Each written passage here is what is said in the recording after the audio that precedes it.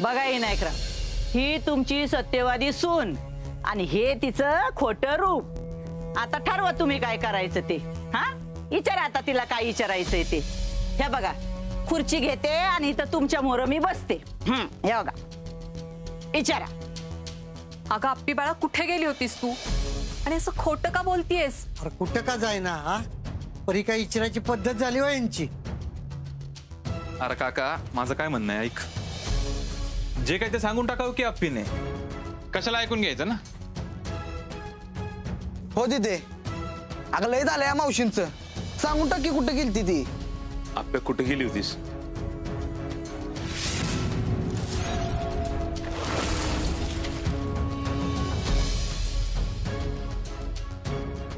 बापू अहो काम होतं जरा, बाहेर गेले होते मी।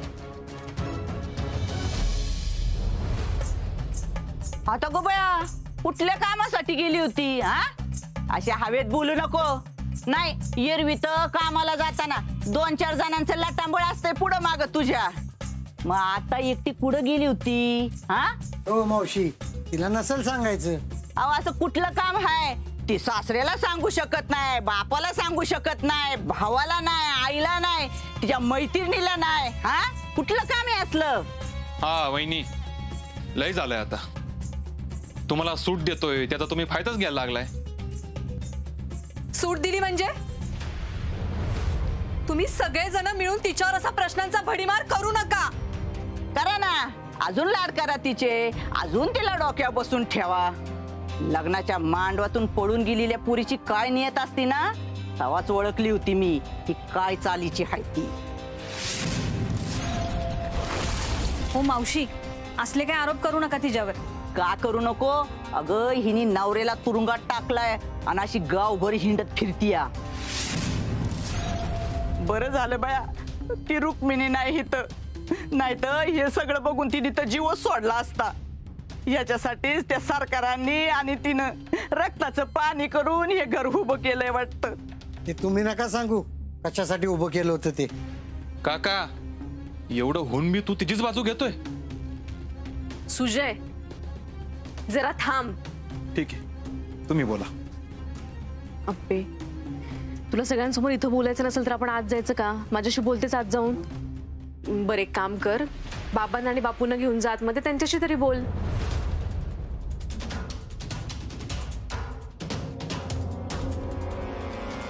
अप्पे घ्या बघा, मग आम्ही शंका घ्यायची नाही तर काय करायचं? अप्पी दीदी,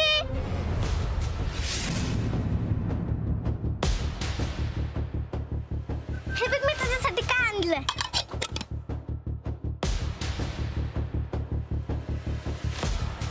काय हो बापू, हा माझी आप्या म्हणून लय टिमकी वाजवता ना?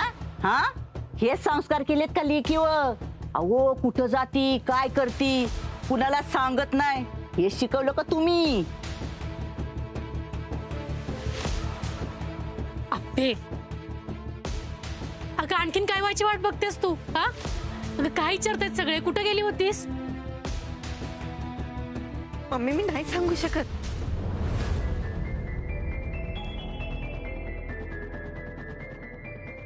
बया बया बया, कसली निगरघट पोरगी आहे, अख्ख्या आयुष्यात कुठं पाहिली नाही असली पोरगी। अप्पे बघ, आमच्यावर येळ आणू नकोस बघ। अगं बाकी काय नाही, पण ताठ मनेनं जगता येते, पोरांना चांगली वळण लावली म्हणून सांगता येते ग। चांगलं वळण म्हण। मम्मी, बापू माझ्यावर विश्वास ठेवा, मी काही चुकीचं केलं नाही। मला आता नाही सांगता येणार मी कुठे गेलते। अगं अपर्णा, असं काय काम होतं की जे तुझ्या आई वडिलांच्या मान सन्मानापेक्षा मोठे? सांगता येत नाही, कारण सांगता येण्यासारखं नाही ना।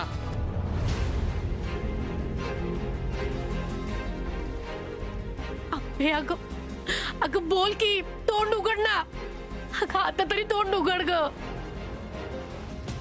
मम्मी अगं शांत हो, तू रडू नको। दीपे काय रडू नको, बघ की कशी दगडागत झाली अप्पी, तिला तिच्या आई बापाचं बी काय पडलं नाही। अगं हे संस्कार केले का तुझ्यावर? अहो काकी, छकुले, मोठ्यांमध्ये नाही बोलायचं. अप्पे तुला नाही करणार मला आता कसं वाटतंय ती. अगं जेव्हा लेकीवर असे आरोप होतात ना तेव्हा सगळ्यात जास्त चटके तिच्या आईच्या काळजाला लागतात ग. मम्मी अगं मी असलं काही केलं नाही. तू माझ्यावर एकदा विश्वास ठेव की. कसा विश्वास ठेवू हा? तू तुझ्या आईला बी काही सांगत नाहीस मग कसा विश्वास ठेवणार आहे मी? अप्पे अगं जवळ तू आई होत नाहीस ना त्यावर नाही करणार बघ तुला. एका आईसाठी ह्याच्यापेक्षा मोठा अपमान काही नसतो ग.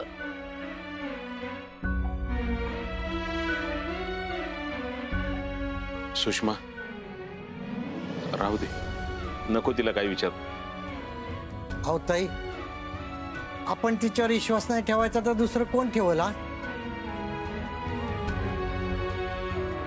ही बघा, दुसऱ्या कुणाचा विश्वास नसला ना तरी माझ्या पुरीवरती पूर्ण विश्वास आहे.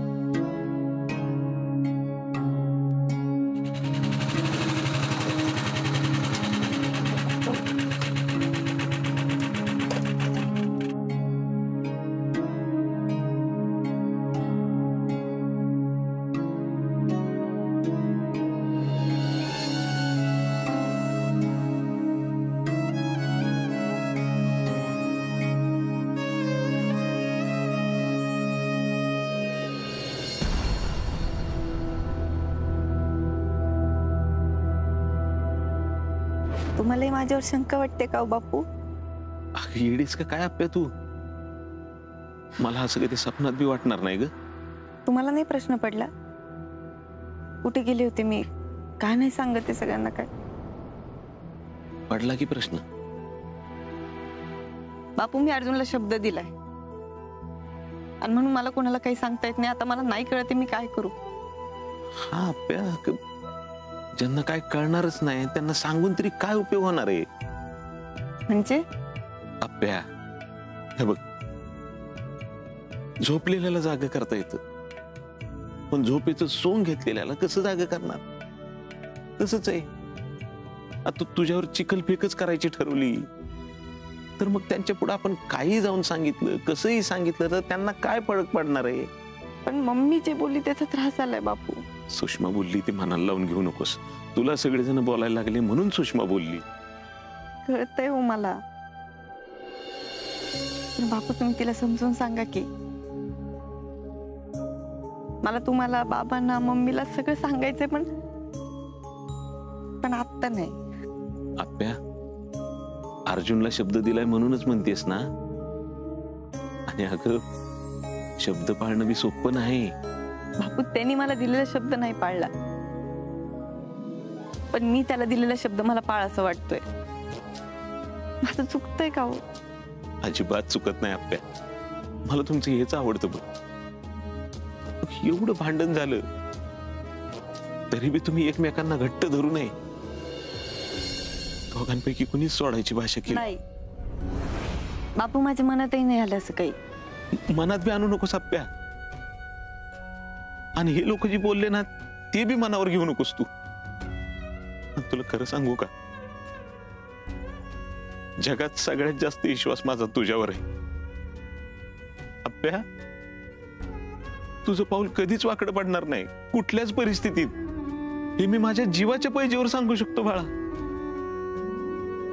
बापू तुम्ही घरी बाबा नसते तर काय झालं असतो? मी उभीच नसते राहू शकले. आप्या, तुला जितकं वाटतंय ना त्याच्यापेक्षा जास्त धाडशी आहेस तू. होय, आता तू जे करतीस ना त्याला पण लई हिंमत लागती. त्रास होतोय आता. होणारच की त्रास. अगं खऱ्याची कास धरणाऱ्याला त्रास होणारच. नको वाटतंय, अडकल्यासारखं वाटतंय खूप. आप्या वाटणारच पण आपण मागं हटायचं नाही. सत्यानाऐंशीच्या जोरावर महात्मा गांधीजींनी आपल्याला स्वातंत्र्य मिळवून दिलं का नाही? त्यांना नसेल का त्रास झाला? त्यांच्या हेतूवर नसेल का शंका घेतली? आपल्याच माणसांकडनं त्यांना त्रास झाला असेल, त्यांना कधी कधी आरोपीच्या पिंजऱ्यात उभं केलं असेल, मग त्यांना काय वाटलं असेल? पण बापूजींनी आपलं म्हणणं सोडलं का? शेवटी इंग्रजांनी हात टेकले, पण बापूजी ठाम राहिले ग. हो बापू, पण त्यांचा निर्धार आणि आपला निर्धार यात फरक आहे ना. मला आत्ताच हरल्यासारखं वाटतंय, संपल्यासारखं वाटतंय सगळं. जेव्हा जेव्हा आपल्याला थकल्यासारखं वाटेल, संपल्यासारखं वाटेल, तेव्हा तेव्हा बापूंकडे बघायचं. आपल्याला लढण्याची उमेद मिळती.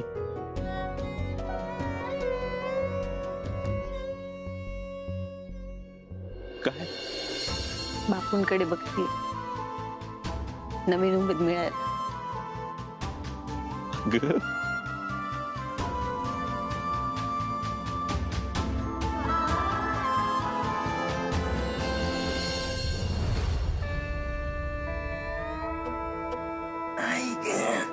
साहेब चला जेवायचं का? चुके यार, भूक लागली कधीची. जेवायचं का? दे डबा लवकर, चल. ओके. काय रे तुझा पण डबा काय? मला एकट्याला जेवण जातोय. हा म्हणलं तुमच्यावर जीव आज.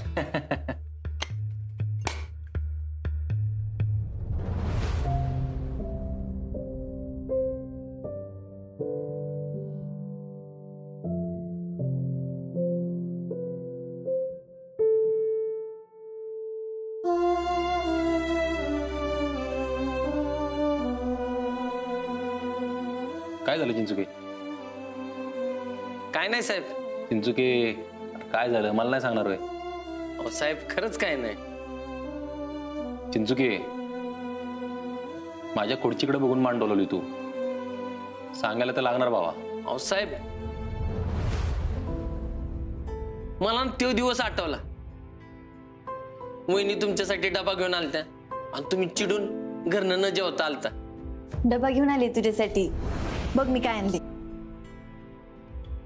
अर्जुन, भेंडीची भाजी. नाही नको, मला भूक नाही, मला नको डबा. तुला जेवायचं नाही ना?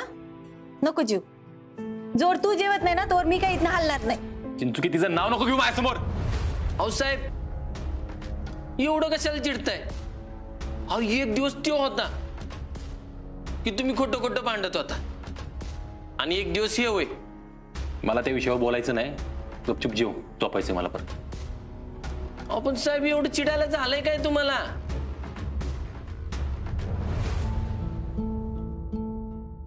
बाळा भूक लागली असेल ना? तुला असं वाटतंय का रे तुझ्या आईचं तुझ्याकडे लक्षच नाही? आईला आपल्याला लई त्रास देते असं वाटतं का? पण आता यानंतर नाही होणार असं. काळजी नको करू. चला आता पोटभर जेवा. काय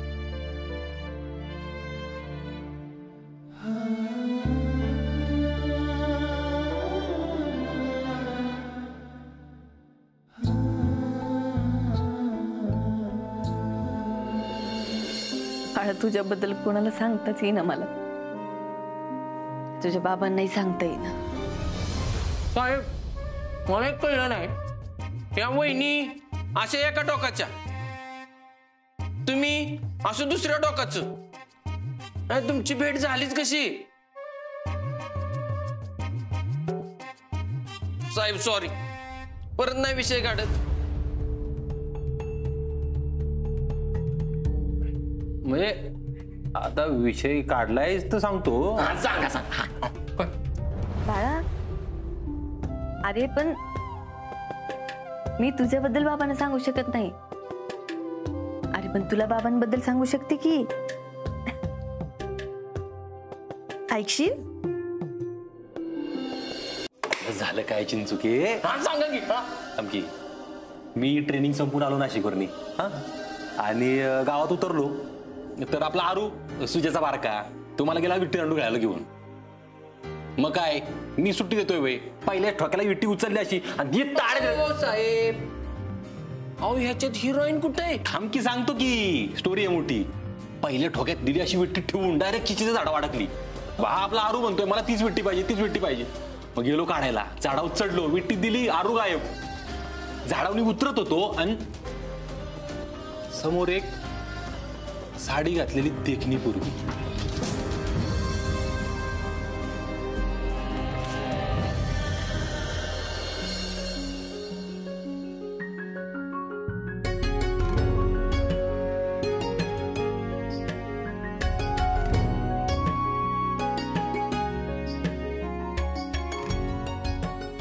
अंगात साडी, डोळ्यात पाणी, दिसायला देखणी.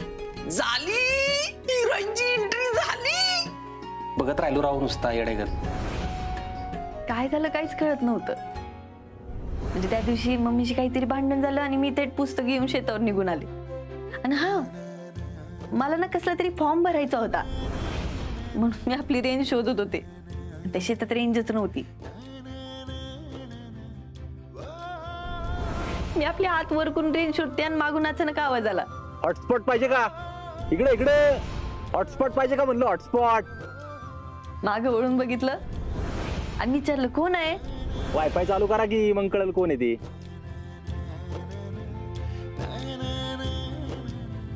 शेंशा.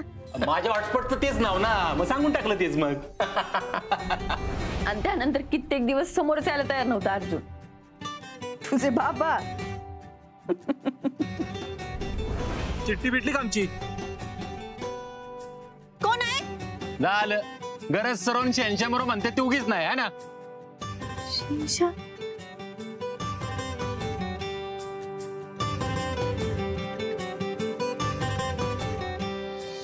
तुम्हाला काही काम धंदे नाहीत का?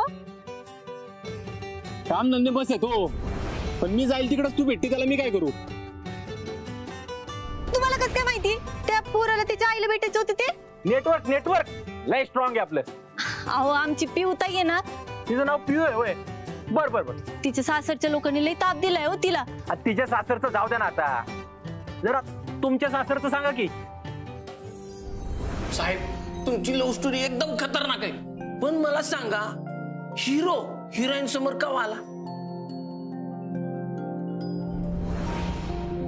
त्या दिवशी आम्ही सगळेजण देवळात निघालो होतो आणि अचानक मागणं पोलिसांची गाडी आली.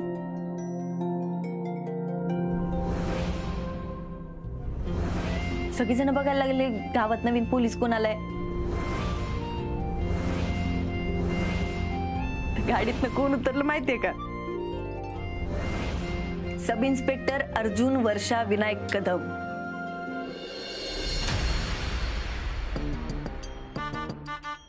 आला रे आला सिम्बा आला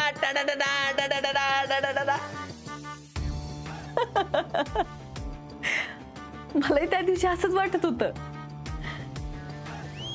मी आजपर्यंत कोणाला काही बोलले नाही हे, पण आज तुला सांगते. त्या दिवशी अर्जुनला असं बघितल्यानंतर माझ्या पोटातच गोळ आला होता.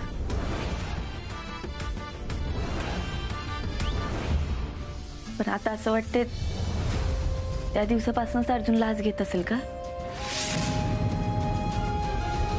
आणि मग तिथून पुढे गावात इकडं तिकडं बेटगाठी होत राहिल्या. साहेब तुमच्या लव्ह स्टोरीवर एक नाही एक भन्नाट पिक्चर होईल बर का. कसली लव्ह स्टोरी? अहो मी नुसतं म्हणलं काय झालं तर तुम्ही जोश मध्ये अख्खी स्टोरी सांगून टाकली. अहो तुम्ही इतकं जोशात सांगत होता ना साहेब, चपातीन भाजी खायचं विसरून गेलाय तुम्ही. माझं तुझ्या बाबांवर लई प्रेम आहे. त्यानं माझा हात कधीच नाही सोडला. मी त्याचा हात कधी सोडणार नाही. त्याचा आता काय उपयोग आहे चिंचुके? तिचं तीच ठरवून मोकळं झाली आहे सगळं. परत सगळं व्यवस्थित होईल यावर माझा ठाम विश्वास.